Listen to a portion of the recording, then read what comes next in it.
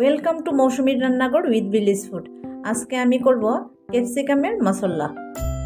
তার জন্য এখানে নিয়েছি দুটো ক্যাপসিকাম, মাঝারি আকারের দুটো ক্যাপসিকাম এইভাবে টুকরো করে কেটে নিয়েছি। আর নিয়েছি দুটো আলু।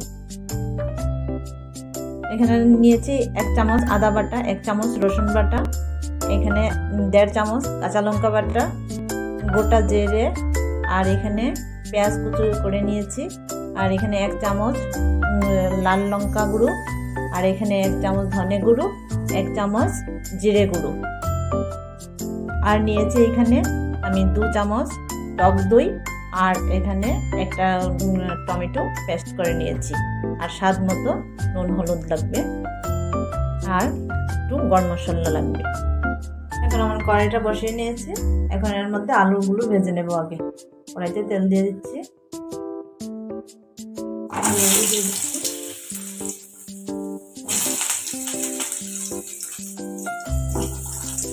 দিয়ে দিচ্ছি হলুদ,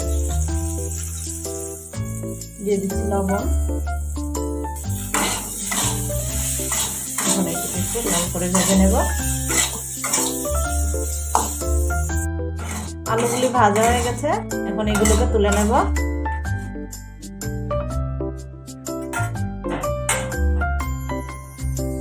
এখন আমি তার মধ্যে তেল দিয়ে দিলাম, দিয়ে দিচ্ছি জিরে ফোড়ন,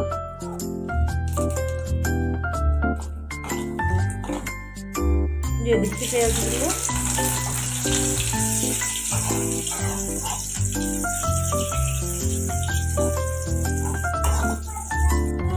পেঁয়াজগুলো একটু ব্রাউন হয়ে গেলে বাকি মশলাগুলো দিয়ে দেব। দিয়ে দিচ্ছি আদা পেস্ট, রসুন পেস্ট, কাঁচা লঙ্কা পেস্ট,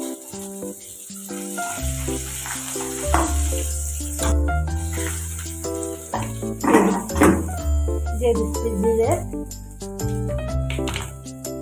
দিয়ে দিচ্ছি ধনে গুঁড়ো, দিয়ে দিচ্ছি লঙ্কা গুঁড়ো, দিয়ে দিচ্ছি হলুদ গুঁড়ো,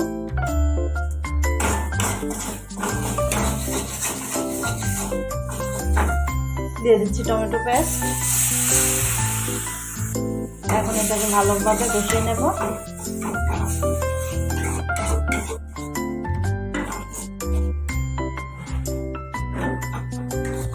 মশলা থেকে জল বেরোচ্ছে, মশলা থেকে তেল ছেড়ে দিচ্ছে। এখন দিয়ে দেবো টক দইটা, দিয়ে দিচ্ছি টক দইটা,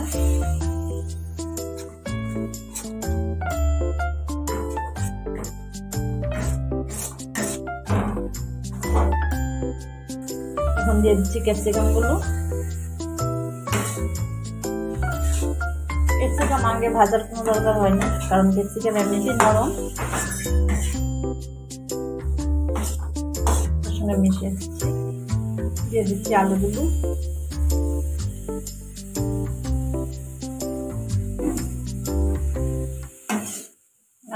ক্যাপসিকাম গুলো এগুলো মশলার সঙ্গে ভালোভাবে মিশিয়ে নিই।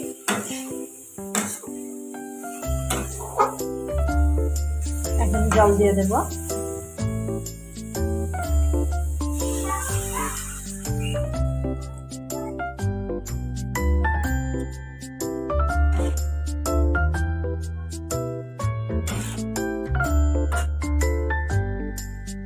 এখন দিয়ে দিচ্ছি 1/2 চামচ লবণ, লবণটা স্বাদ অনুসারে দেবেন।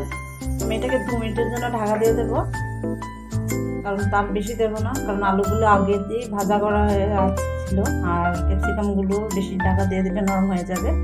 2 মিনিট পরে আমি তুলে নেব। 2 মিনিট হয়ে গেছে, ঢাকনাটা খুলে দিচ্ছি।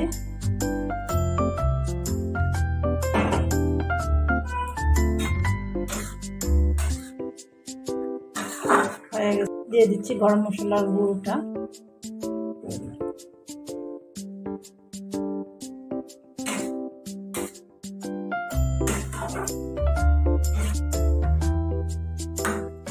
বেশ সুন্দর একটা গন্ধ বেরিয়েছে, তরকারির কালারটাও খুব সুন্দর হয়েছে।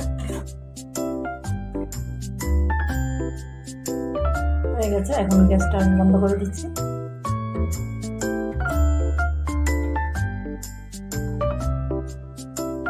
রেডি আমার ক্যাপসিকাম মশলা। এটা গরম গরম ভাতের সঙ্গে বা রুটি বা পরোটার সঙ্গে খুব ভালো লাগে।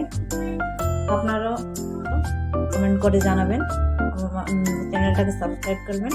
ভালো লাগলে লাইক শেয়ার করতে ভুলবেন না। ধন্যবাদ।